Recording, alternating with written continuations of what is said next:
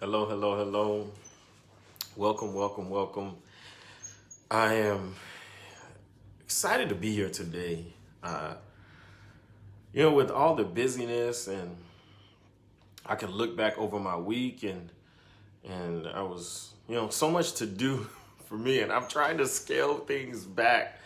But sometimes I find that I put stuff on my plate that I shouldn't, and um, I don't know. So working on that. I'm working on that. Okay, and tonight I really wanted to come by and talk about this topic that it wouldn't leave me last week. And when my friend Lashane Hudson asked me to come on to be a part of her show, which is this Thursday. It's the topic just wouldn't leave it just wouldn't leave me, and then I kept hearing to do something nice for her show, and I'm like, you know what? Listen, okay, whatever. I'll think of something. And recently, I have been writing poems, and they have been hitting me like they have been coming. And the reason why I think that's the case is because for a long time it was tough for me to express how I feel. And even sometimes today, like, I think if it seems like as if my words are not where I want them to land. They're not landing in order. And so I found out that poetry helped me express my emotions more effectively. And the very first time I wrote a poem was when I was writing my new book, Cultivate Your Calling. And so I have a poem in here that is to men. And so I haven't released that poem yet, as far like I've been releasing the other ones. And ever since this poem here that's written in this book, by the way, you can DM me for a signed copy of this book. I'm getting ready to do something really nice for you guys who would like to get my book at a very good rate and who would like to support. But ever since I have written this book and that poem, in that book, I've written 4 more poems, and I wrote one today, and it did not take me no longer than 30 minutes to write this poem. One poem I wrote took more than 30 minutes. But anyway, what I came here to talk about is the topic of Lashane Hudson's show this Thursday. It's called Kids Get Depressed Too. And so I will be sharing that poem this Thursday. I'm not going to share it today, but I'm going to share it this Thursday if she allows me to on her live, on her show. I've already shared it with her, so she expressed that she loves it, and I'm liking this journey. I'm liking what I'm on. I'm not fighting it. I'm not saying no, I don't want it, but it's a gift. So I accept it. I receive it. And I'm going to use it to my best ability to serve the people that I have been called to empower and inspire. So, yes, children in depression, how fathers play a big role. For me, I was depressed for as a teen. LJ, you got to get out, bro. Thank you, buddy. Thank you. I'll come to you. You want to say hi? Come on. Come say hi. I don't want to do him like that. Say hi. Hi. Okay. Thank you, buddy. Close the door. Thank you. Maybe we can do one together. The bird is feeling okay, better now. Lionel. So yeah, for me as a teen, my dad, all he knew was to work, take care of the family, work, eat, sleep, and do it all over again. Sometimes my dad would work 2 jobs. So he would leave one and go to the other and then come home late night and do it all over again. And that led me, at the time I didn't know it, but that led me into looking at myself, because there's a part of my father that I needed to experience that I did not experience. There was love and words of whether it was affirmation, there was trainings that I needed from my dad, things that I needed from him and then things like football. When I would play football, I'm looking on the sideline, I see my mom, but I don't see my dad. And he was the one I wanted to show off to. He was the one I wanted to say, "Hey, Dad, look at me, look at me."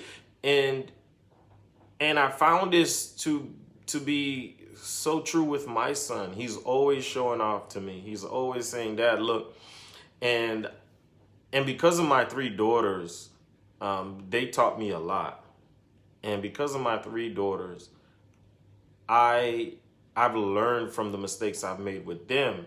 And I'm still making mistakes with LJ, don't get me wrong. But I stop what I'm doing and listen to him. And whether it's turning off the volume of something that I'm watching, I also teach him to say, "Excuse me, Dad." So whether it's I'm watching something or whatever I'm doing, if LJ wants my attention and he has something to show off, I listen to him and I engage with him as well. And I support him, because I've learned from my dad. I've learned things that I shouldn't be like, but fathers play a big role in depression in our children. Now, children are going to experience some type of grief in life, some type of disappointment. But if you are a father today, I'm going to talk to you. Your children need you, whether they live with you or not. Check on them. Check on them daily. Check on your child daily, and talk to them. Stir up a conversation here and there, and listen. Do more listening than speaking, because I found that in raising my daughters, I tried to be the one doing all the speaking, and they shut down, and I've learned from that to allow them to speak and let me hear them, and not assume that I know what they're going to say, but let them speak, let them express themselves. Because if I cut them off, it shows that to them that what they have to say is not of value. So that's very important. And before I leave you tonight, I want to give you 3 tips on how to be an effective father, even without having a good relationship with your own dad.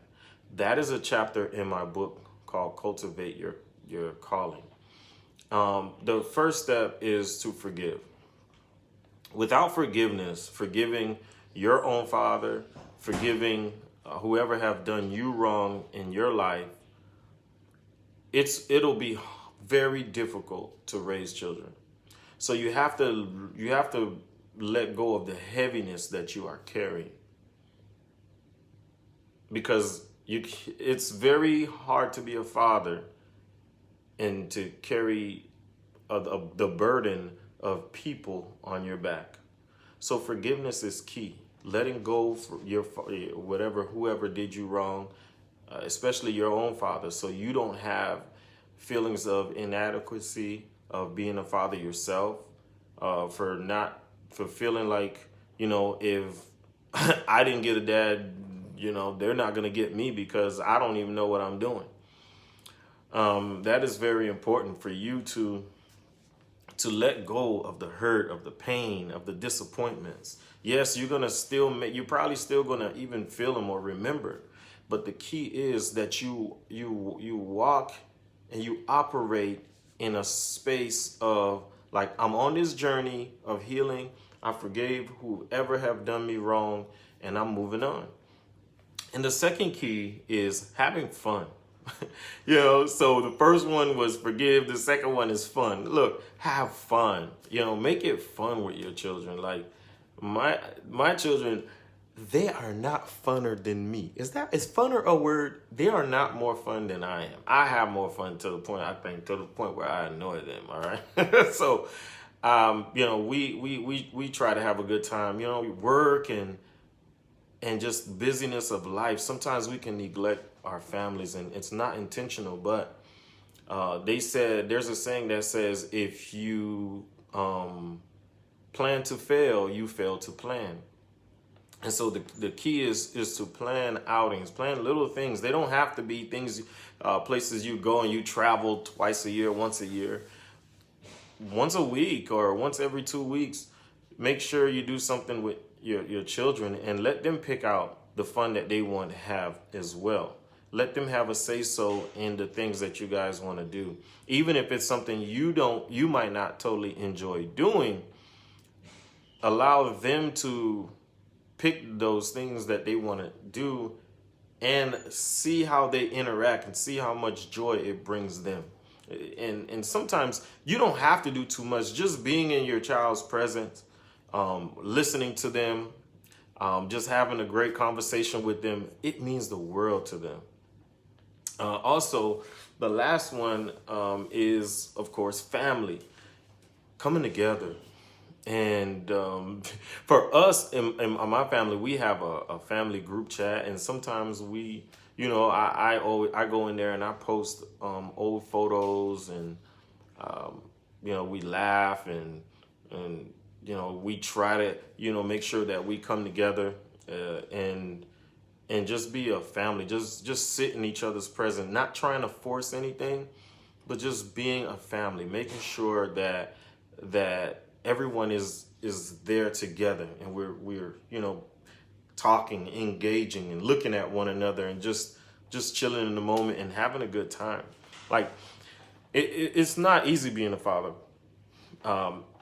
especially if you're not on your journey of healing, of self-assessment, of assessing yourself and practicing emotional intelligence. That's something that I have been on a journey on recently, realizing that emotional intelligence is way better than IQ. So EQ, which is emotional intelligence, I believe comes first before IQ. Because no matter how smart an individual is, if they cannot manage their emotions, it means nothing. So I encourage you, fathers, to be intentional, no matter what the past is, no matter, how tough it has been. If their mom haven't allowed you to be effective in their lives, yeah, I know that hurts. I don't really know too much how that feels. I remember one time when my daughter was probably one, maybe before one, my oldest daughter, and my wife and I, before we got married, we got into a little argument, and she wouldn't let me see her for a week. So I couldn't see her for a week, and that broke me. So, but that is nothing compared to what some men go through. And so I just want to, share with you guys that you play a big role in the lives of your children, in their in how they feel, in depression in these youth. So kids get depressed too, and I'm going to share the poem this Thursday on the show of Lashane DeBose. I said another last name, but I guess that was her maiden name. But yeah, so visit her page. It's on my page somewhere. So you just scroll down and you will see her tagged in the flyer or me tagged in her flyer, and go send her a friend request, follow her, and so you can stay updated on the show coming up this Thursday called Kids Get Depressed Too. I knew kids get depressed. And if I don't know why a lot of parents don't believe that children, because when the child gets upset or they catch a tantrum, or the parents would say, do you have bills to pay? You don't have my life. I saw a lady tell like a 1-year-old that, why are you crying? And this was recently. You don't have bills? I pay all your bills. I take care of you. I do everything. And I'm like, woo. Little does she know, like, wow. But God bless her. So join us this Thursday. Kids do get depressed too, and fathers play a major role. So men, listen, if you have not yet picked up your book and pre-ordered this book, it's not really a pre-order anymore.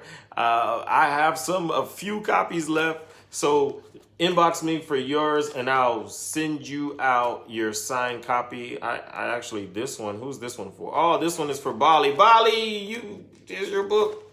So I like to write notes in there. I just like to write something encouraging to every reader, every supporter of my book. And I just put something supportive, something unique, different from every person that I wrote, I wrote a note for. So in the book, I write a special note for that person. And men, I challenge men to get this book, read it. I pour everything. It was really what I needed in my life.